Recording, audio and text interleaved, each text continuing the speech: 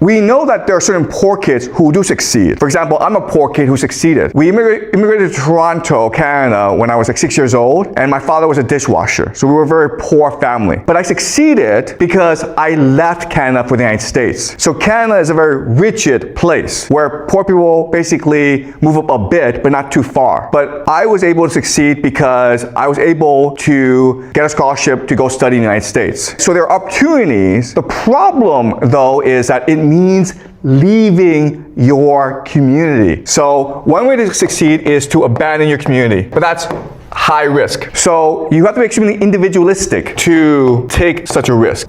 So that's why most people don't do it. Because if you think about it, the safest option for you is to stay within your community. That's what's going to guarantee you the best outcome. But if you choose to abandon your community and just say, you know what, I'm going to go somewhere else and try my luck, that's taking a really high risk. So you choose to succeed, you have to take high risk. So another possibility is war. That traditionally, historically, has been the best mechanism of social mobility. When you go fight a war and you do really well, you'll get promoted in life. But again, war is high risk because chances are you'll get killed. So not just war, but also revolution. And of course, the best way, of course, is to marry up, okay? And that's why, remember in our very first class, we talked about the dating game, right? Where women only want 5 and 4. Okay? The reason why is that 5 and 4 are high status and 3, 2, 1 are low status. So if you're a woman, you don't want to marry into a low status family because your children will be screwed over. Okay? Your best option is to take a risk, gamble into a high status and marry.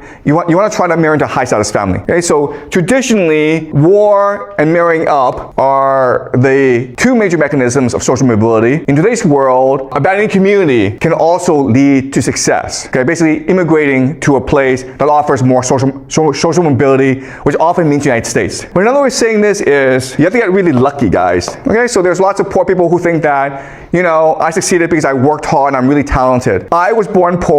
I lucked into Yale. Okay? It's luck. You can work as hard as you want, but the chances are against you. And it takes a certain personality, which is you're really individualistic, you're very ambitious, and you have high risk tolerance. Most people don't have that, okay? So yes, there are certain people who, despite their background, they're able to succeed, but that's often the exception to the rule, as opposed to the rule itself. So luck is a form of strategy.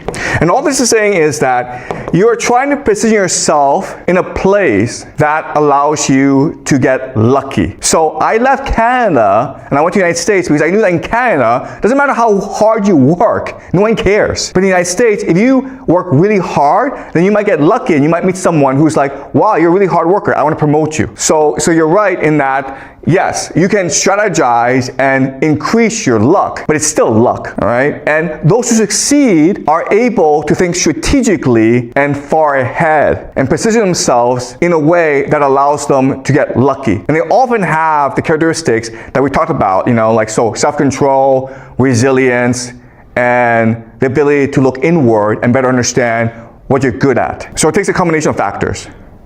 But the point I'm trying to make is that these people are only a minority, okay? 1% of the population, really.